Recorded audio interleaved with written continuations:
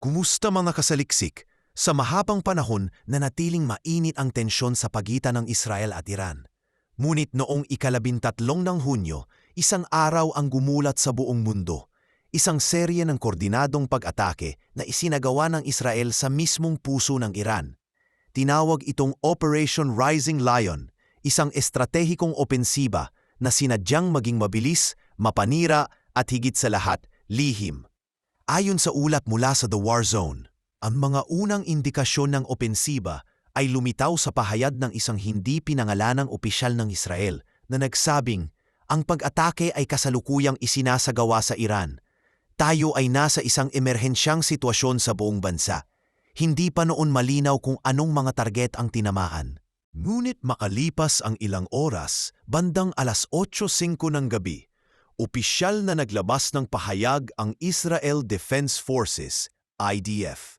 Ipinahayag nila na isinagawa nila ang isang preemptive, precise, combined offensive laban sa mga pasilidad nuklear ng Iran at mga pangunahing opisyal ng bansa. Ayon sa IDF, ang operasyon ay isinagawa base sa mataas na kalidad ng intelihensiya at bilang tugon sa patuloy na agresyon ng rehimeng Iranian laban sa Israel. Mahigit 20 fighter jets ng Israeli Air Force IAF ang lumipad upang isakatuparan ang unang yugto ng opensiba. Tinarget ng mga ito ang hindi lamang iisang lugar kundi maraming lokasyon sa loob ng Iran. Isang malawakang pag-atake na isinagawa sa loob lamang ng ilang oras. Isa sa mga unang kumpirmadong target ay ang kilalang Natanz Nuclear Facility. Ayon sa ulat ng Clash Report, isang video ang inilabas na nagpapakita ng usok mula sa nasusunog na bahagi ng pasilidad. Kilala ang Natanz bilang isang estratehikong lugar para sa uranium enrichment ng Iran na may mga centrifuge na nakabaon sa lalim na higit 100 talampakan sa ilalim ng lupa. Pinoprotektahan pa ito ng isang konkretong bubong na tinatayang 25 talampakan ang kapal. Dahil dito, malinaw kung bakit ito isa sa mga unang timarget. Ito ang sentro ng pagsusumikat ng Iran na makamit ang sandatang nuklear. Ngunit hindi natapos sa Natanz ang operasyon. Sa loob ng halos isang oras, iniulat na tinamaan din ang lungsod ng Piran Shar na matatagpuan sa kanlurang bahagi ng Iran, malapit sa hangganan ng Iraq. Ayon sa account ni Thomas Van Linge, isang larawan ang inilabas na nagpapakita ng usok mula sa isang gusali sa lungsod. Kalaunan, isang video rin ang lumabas na nagpapakita ng sunod-sunod na pagsabong mula sa lugar na tinarget. Hinala ng mga eksperto, posibleng isang imbakan ng mga armas ang tinamaan sa Piran Shar. Habang bumabalikwas ang mga rehiyon sa kanayunan, hindi rin ligtas ang kabisera ng Iran. Inulat ng OSINT Defender na may malawakang search and rescue operations sa Tehran matapos tamaan ng airstrikes ang ilang bahagi ng lungsod. Isa sa mga pinuntiryang lugar ay ang punong himpilan ng Islamic Revolutionary Guard Corps, IRGC. Umuusok ang paligid ng gusali ayon sa mga kuha ng rescue team. Kinumpirma rin ng TWZ na nasunog ang bahagi ng gusaling ito, indikasyon na isa ito sa pangunahing target ng operasyon. Habang lumalawak ang larawan ng operasyon, mas luminaw ang lawak at lalim ng pinsala. Hindi ito basta simpleng bombardment.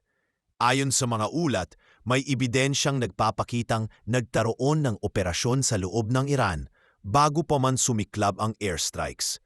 Ayon sa account ng Status 6, kinumpirma ng isang Israeli official na nagsagawa ang Mossad ng mga covert operasyon sa loob mismo ng Iran upang pahinain ang air defense systems at strategic missile arrays ng bansa.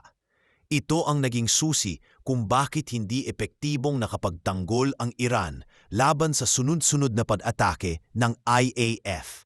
Kung susuriin, napagplanuhan ang Operation Rising Lion hindi lamang sa himpapawid kundi sa lupa. Ito ay malinaw na hindi karaniwang opensiba. Ito ay resulta ng linggo, marahil buwan ng paghahanda, pagsasagawa ng espiya at paghihintay ng tamang oras upang maglunsad ng sabay-sabay at mapaminsalang pag-atake. Hindi lamang mga pasilidad at imbaka ng armas ang tinarget ng operasyon, pati mga tao. Isa sa mga critical na layunin ng Operation Rising Lion ay ang pagpugot sa pamumuno ng Iran. Tinagurian ito ng mga analyst bilang isang decapitation strategy, ang pagtanggal sa mga pinakamahalagang utak at lider ng militar at programang nuklear ng bansa. Ayon sa ulat ng TWZ, kabilang sa mga napatay sa pag-atake sa Tehran ay si Major General Mohammad Bagheri, Chief of Staff ng Iranian Armed Forces na ikalawang pinakamakapangyarihan sa militar ng Iran, pagkatapos ni Supreme Leader Ayatollah Ali Khamenei. Habang bumabagsak ang mga bomba sa Tehran, kasabay nito ang pagbagsak ng mga lider. Kinumpirma rin ng The New York Times na kabilang sa mga nasawi si General Hossein Salami, pinuno ng IRGC, at si General Gholam Ali Rashid, Deputy Commander-in-Chief ng Iran. Bukod sa mga opisyal militar, napatay rin ang ilan sa mga kilalang siyentipikong nuklear ng bansa, gaya ni Mohammad Mehdi Tehranchi at Fereydun Abbasi. Si Ali Shamkhani, pinuno ng nuclear program at malapit na tagapayo ni Khamenei, ay isa ring target. Bagamat unay hindi papiyak ang kanyang kalagayan, kinumpirma kalaunan ng CNN na nasawi rin siya sa opensiba. Sa loob ng 24 na oras, bumagsak ang 6 sa pinakamahalagang pinuno ng Iran. Isang estratehiya upang ilugmok ang buong sistema ng nuclear at defense program ng bansa. Lumikha ito ng vacuum, isang pagkakagulo sa pamumuno na inaasahang tatagal at magpapabagal sa kakayahan ng Iran na bumawi. Sa kabuuan, ipinakita ng Operation Rising Lion ang anpas ng kahandaan, lalim ng intelihensiya at lawak ng operasyong militar ng Israel. Ito ay hindi simpleng pag-atake, ito ay isang sabayang pagputok ng kapangyarihan sa hangin, sa lupa at sa loob mismo ng kaaway. Sa sandaling tumahimik ang mga sirena sa Tel Aviv at Jerusalem, mabilis namang kumalat ang tanong, bakit ngayon? Para sa mga tagapag-analisa ng militar, ang sagot ay nakaugat sa 5 salik. Lahat ay kumikislap na babala na. Sa pananaw ng Israel, hindi na maaaring isawalang bahala pa. Unang salik, ang nalalapit na point of no return ng programang nuklear ng Iran.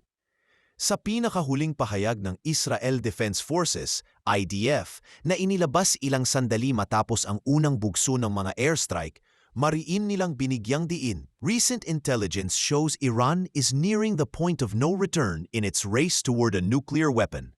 Sa Tagalog, tapat ang mensahe. Bukas makalawa, posibleng magkaroon na ng sandatang nuklear ang Tehran. Ayon sa kalkulasyon ng Iran Watch, tinatayang 5 hanggang 8 nuclear na warhead ang posibleng mabuo mula sa 600 libra ng 60% na enriched na uranium ng Iran. Isang bilang na, ayon sa IDF, pwedeng umabot sa 70% sa loob ng 2 linggo kung nanaisin ng Iran. Para sa isang bansang nakalista bilang mortal na kaaway, hindi iyon maaaring palampasin. Ikalawang salik, ang hayagang paglabag ng Iran sa mga patakaran ng pandaigdigang komunidad. Sa huling inspeksyon ng International Atomic Energy Agency, IAEA, lumalabas na nadagdagan pa ng halos 300 na libra ang stockpile ng Iran mula Pebrero hanggang Mayo. Isang ulat hula sa Vienna ang naguulat ng pag-ingay ng Iran para magtayo ng ikatlong pasilidad ng uranium enrichment. Isang padaskol na anunsyong inilabas noong ika-13 ng Hunyo, ilang oras bago bumagsak ang mga bomba ng Israel. The regime is blatantly ignoring every safeguard. Mariing pahayag ni Brigadier General Lior Matan, tagapagsalita ng IDF. Kung tinutupad namin sa Israel ang bawat tuntunin para hindi madestabilizang rehiyon, bakit bibigyan ng free pass ang Tehran? Ikatlo, ang patuloy na pagpondo ng Iran sa mga grupong itinuturing ng Israel na terorista. Hindi pa man natatapos ang sigalot sa Gaza, tumataas muli ang tensyon sa Hilaga dahil sa mga roket na ipinaputok ng Hezbollah. Ito ay isang digmaan ng mga anino, pahayag ni Defense Minister Yoav Gallant sa isang closed-door briefing na sinalin ng hindi opisyal ng lokal na media. Kapag hindi mo tinanggal ang kamay na nagpapakain sa terorismo, ang Tehran mismo, hinding-hindi titigil ang mga proxy na iyan. Sa pag-atake ng Operation Rising Lion, Ipinakita ng Tel Aviv na handa itong putulin ang mismong ugat, hindi lang ang mga sanga. Ika-4 na sali ang pambihirang pagkakataong ibinigay ng sabotahe sa loob. Habang abala ang pandaigdigang press sa ulat ng mga jet na lumilipad mula sa timog, tahimik na gumalaw sa likod ng mga linya ang Mossad. Isang opisyal ng Mossad na tumangging ipabanggit ang pangalan, ang humabol sa paglilinaw. Hindi ito overnight plan. Linggo marahil buwan namin itong inihanda. Hindi kami basta nag-deploy ng assets. Sinira muna namin ang radar, pinutol ang komunikasyon, at siniguro naming bulag ang air defense bago tuluyang umapoy ang langit. Ibig sabihin, dumating ang sandali na halos walang kakayahang depensahan ng Iran ang sarili. Kaya't sa mata ng Israeli High Command, ito na ang golden window para umatake ng walang malawakang counterstrike. Ika-5 at huling salik, ang estratehikong pag-iwas sa tuluyang paglagablab ng isang pandaigdigang digmaan. Sa kabila ng matinding pinsalang idinulot, sadyang hindi tinarget ng Israel si Supreme Leader Ayatollah Ali Khamenei. Killing a nation's head of state crosses a line into total war. Paliwanag ni Major General Eli Shahar sa isang panayam sa Channel 12. Ang nais nating iparating ay malinaw. Tigilan ninyo ang uranium enrichment. Ihinto ninyo ang proxy war. Ngunit hindi namin intensiyong puwersahin kayong magdeklara ng World War III. Sa madaling salita, isang matalim na linyang iginuhit, pagpugot sa mga general at siyentipikong nuklear upang pagtasin ng Iran ang sarili nitong kaguluhan. Ngunit pag-iwas na sindihan ang huling mitsa. Ang 5 salik na ito ang bumuo ng ideolohikal at operasyonal na gulugod ng Operation Rising Lion. Sa paningin ng kapwa kaalyado at kritiko, makikita rito ang kombinasyon ng taktikal na brutalidad at estratehikong pag-ingingat. Brutal, dahil walang padaalinlangan ng Israel na suyuin maging ang pinakamalalalim na bunker at pinakamatataas na opisyal. Maingat dahil iniwasan nitong tawirin ang nawan narate nitong red line, ang direktang pagpatay kay Khamenei na tiyak na magpapatulak sa rehiyon sa walang kapantay na apoy. Hindi na kami mapapaghintay. Matapang na sinabi ni Prime Minister Benjamin Netanyahu sa isang pambihirang press conference hinabukasan. Nakatayo siya sa podium, nakasuot ng madilim na suit at may papel na basa pa sa ulan. Ang Iran ay lumalapit na sa sandatang nuklear. Kapag hinayaan mo ang tigre na magngalit, sino ba ang unang lalapa? Israel mismo. Kaya kumilos kami at kikilos pang muli kung kinakailangan. Sa kabilang panig, mariing tugon ni Iranian Foreign Minister Hossein Amir Abdollahian sa State Television, isang walang hiyaang paglabag ito sa soberanya ng Iran. Asahan ng Tel Aviv ang isang matinding, desidido at mapanagutang paghihiganti. Sa parehong broadcast, makikita sa likod niya ang bandila ng Iran. Ngunit kapansin-pansin ang bahagyang panginginig sa kanyang tinig. Senyal ba yun ng galit o pagkabahala? Samantala, ang pandaigdigang komunidad ay napapagitna. Sa Vienna, muling nagsisindi ng ilaw ang gusali ng IAEA kahit nis oras ng gabi upang suriin kung paano naapektuhan ng airstrikes ang kanilang mga inspeksyon. Sa puntong ito, pahayag ni Direktor General Rafael Grossi sa isang maikling briefing, nag-aalala kaming hindi lang sa seguridad ng mga pasilidad, kundi sa posibleng pagkawala ng kritikal na data at mga seal na inaasahan naming buo pa. Isang diplomat ang maririnig sa hallway, mahina ngunit malinaw. Kung na-neutralize na talaga ang pasilidad, ibig sabihin ba'y huminto ang panta? O mas lalo lamang itong lalala? Sa United Nations Headquarters sa New York, nakatakdang magsumite ng emergency resolution ang France at Germany. Hinikayat ang parehong panig na pigilan ang eskalasyon at bumalik sa talahanayan ng diplomasya. Ngunit habang abala ang mga delegado sa paghahanay ng mga talata, patuloy na lumipad ang 30 F-15 ng Israel upang magdagdag ng intel flights sa kahabaan ng Golpo. Isang senior aide sa Elysee Palace ang nagpahayag ng off-record. Mapipigil ba ng papel at lagda ang 25,000 libra ng high explosive na bumagsak kadabi? Mahirap sabihin. Sa kabila ng internasyonal na presyon, malinaw ang mensahe ng Tel Aviv. Hindi kami hihinto hanggat hindi humihinto ang centrifuge ng Iran. Ang gusali sa Natanz ay maaaring natabunan na ng abo.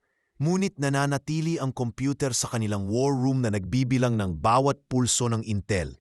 Para sa Iran, ang nawalang mga siyentista at general ay mga hukay na kailangang punan kaagad upang mapanatili ang momentum ng kanilang programa. Handa ba silang itigil ang uranium enrichment? O lalo pa ba nilang bibilisan ito bilang sagot? Sa dulo, hindi kasing tigas ng konkretong bubong ang sagot. Ngunit malinaw na ipinakita ng Operation Rising Lion ang galit na maaaring sumabog kapag inakala ng isang bansa na ang mismong pag-iral nito ay nakasalalay sa mabilis na kilos. Sa ngayon, dumadagundong sa loob ng mga underground bunker ng Iran ang tunog ng mga umiikot na centrifuge o marahil huminto na ang ilan. Gayunpaman sa labas, umiikot ang mas malaking gulong ng geopolitika. Umaasang ang dagundong ng mga makina ay hindi na muling sasabayan ng dagundong ng isa pang bagyong bakal.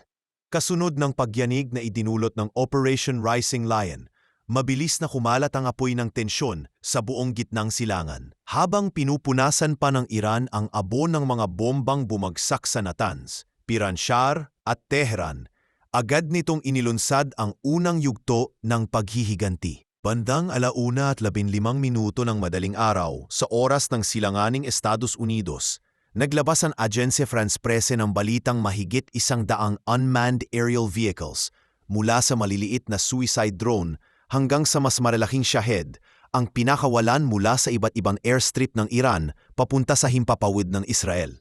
Ayon sa IDF spokesman na si Rear Admiral Daniel Hagari, inaasahan naming darating ang mga ito sa loob ng 4 hanggang 6 na oras. Kami lamang, ang Israel, ang haharap sa unos na ito. Walang Amerikanong fighter jet na sumalugong sa mga drone. Wala ring alertong galing sa CENTCOM at lalong walang intercept order mula sa 99th Air Base Wing ng Estados Unidos sa Qatar. Hindi namin ginampanan ang anumang papel sa opensibang iyon at uunahin namin ang proteksyon ng aming mga tropa. Mariing pahayag ni US Secretary of State Marco Rubio sa isang press briefing sa Foggy Bottom, kasabay ng pakiusap na huwag gawing target ng Iran ang alumang pasilidad o tauhan ng Amerika. Sa isang swipe ng kamay, mararamdaman ang malamig na distansya ng Washington, isang kalkuladong hakbang upang hindi madawit sa direktang sagupaan habang sinisikap pangguhayin ang nalalagas na ugat ng diplomasya. Ngunit sa Tehran, iba ang naratibo. Sa state broadcaster IRIB, nakaharap sa kamera si Brigadier General Mohammad Reza Ashtiani, Vice Minister of Defense, at mariing itinanggi na pag-atake iyon. Ito ay lehitimong tugon ng isang namamanglaw na bayan sa harap ng tahasang agresyon. Kung ayaw ng Zionistang rehimen ng ganting sukat, huwag silang mangistorbo sa aming himpapawid. Habang nagsasalita siya, lumulutang sa likod ng kanyang balikat ang real-time na radar feed na nagpapakita ng mga kumikislap na palaso, mga drone na patungo sa Negev Desert, Galilea at Golan. Kasabay nito, tahimik na nagbago ang himig sa Western capitals. Sa Paris, nagmamadaling ipinatawag ng Quai d'Orsay ang emergency meeting kasama ang mga kinatawan ng Germany at United Kingdom. Naputol na ang linya sa diplomasya, kailangang maglatag tayo ng bagong safety net. Bulong ng isang senior French diplomat sa hallway, ipinakip ang kamay sa mikropono ng kanyang telepono. Sa Vienna, sumiklab ang mga flashbulb habang nadlabas ng statement si IAEA Director General Rafael Grossi. Kung tunay na na-neutralize ang sentro ng Natanz, maaaring bumagal ng pansamantala ang enrichment program. Ngunit kung magpapatuloy ang sagupaan, mas lalaki ang panganib na mawala sa ating radar ang anumang bagong pasilidad. Sa kabila ng pag-aalala ng Europa, nakatutok ang pandaigdigang pansin sa palitan ng kulog sa pagitan ng Israel at Iran. Ilang oras matapos ilunsad ang mga drone, biglang nagliwanag ang kalangitan sa itaas ng Southern Jordan at Northern Saudi Arabia. Mga Patriot at David Sling interceptor missile na pumunit sa dilim. Isa-isang nakitang sumiklab, parang paputok na baligtad, ang ilan sa mga unmanned craft bago sila bumagsak sa disyerto. Ngunit hindi lahat ay nadali. Kinumpirma ng Israeli Homefront Command na may lampas 30 drone ang nakalusot. Karamihan bumagsak sa bakanting lupa, ngunit ilan ang sumabog malapit sa Eilat. nagsindi ng isang fuel depot at nagdulot ng bahagyang blackout sa 4 na kalyeng pamahiin ng lungsod. Habang nangyayari ito, sinubukang buhayin ng United Nations Security Council ang luma ngunit paulit-ulit na script ng cessation of hostilities. Nagbulong ng wala pang 24 na oras pagkatapos ng unang airstrike. Ngunit gaya ng dati, nag-ugat sa retorika ang debate. Sinisi ng permanent representative ng Russia ang Israel sa pagbaliwala sa soberanya ng isang estado, habang binanata naman ng US delegation ang Iran sa irresponsableng pagpapalipad ng sandatang pangmahimik. Sa dulo, walang resolusyong nailusot. Dead on arrival, bulalas ng isang Asian diplomat na nakapanayam ng Reuters.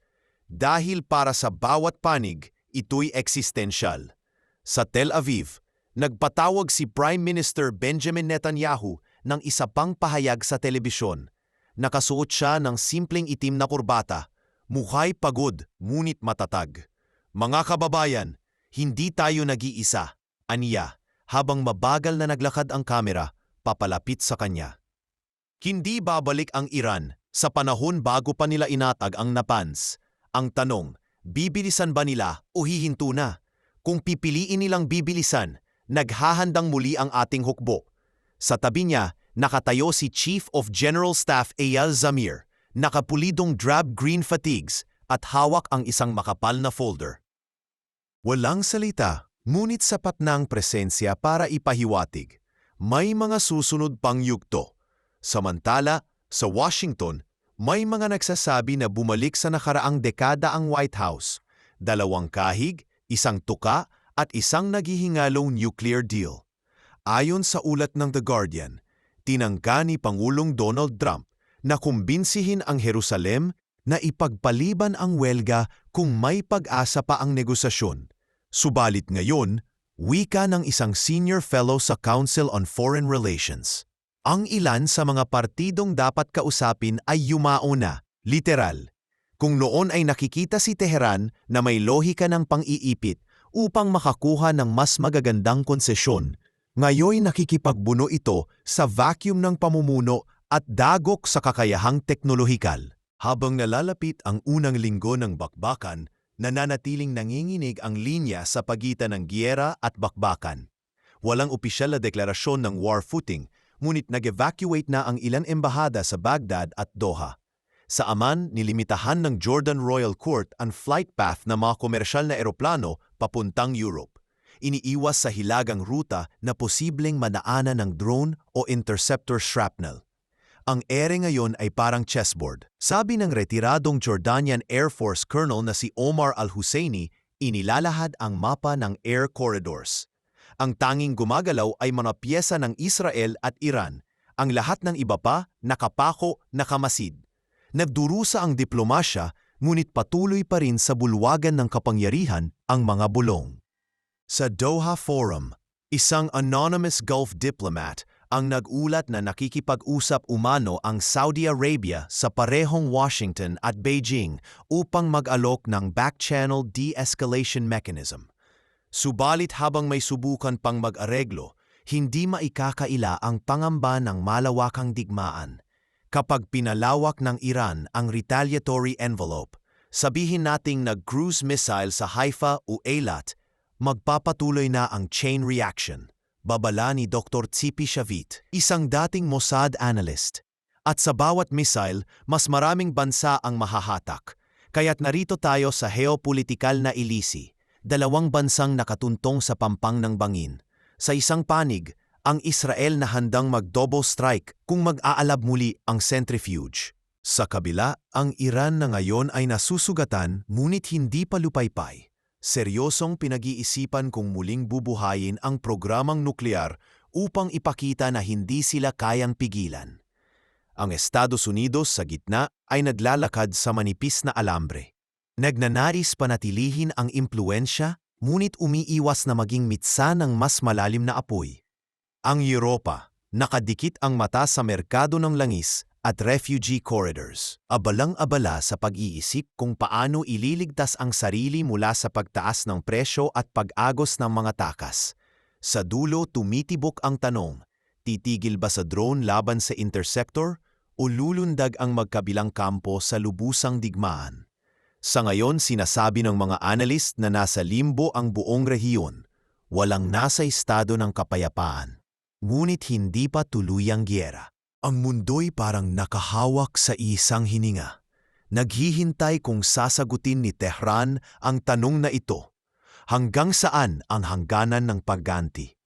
Ngunit habang umiikot sa impis na silindro ang natitirang centrifuge at patuloy ang pagkislap ng radar blips sa himpapawid, malinaw lamang ang isa, ang susunod na hakbang, gaano man kaliit, ay puwedeng sumira o magligtas sa gitnang silangan sa apoy ng mas malawak na sagupaan.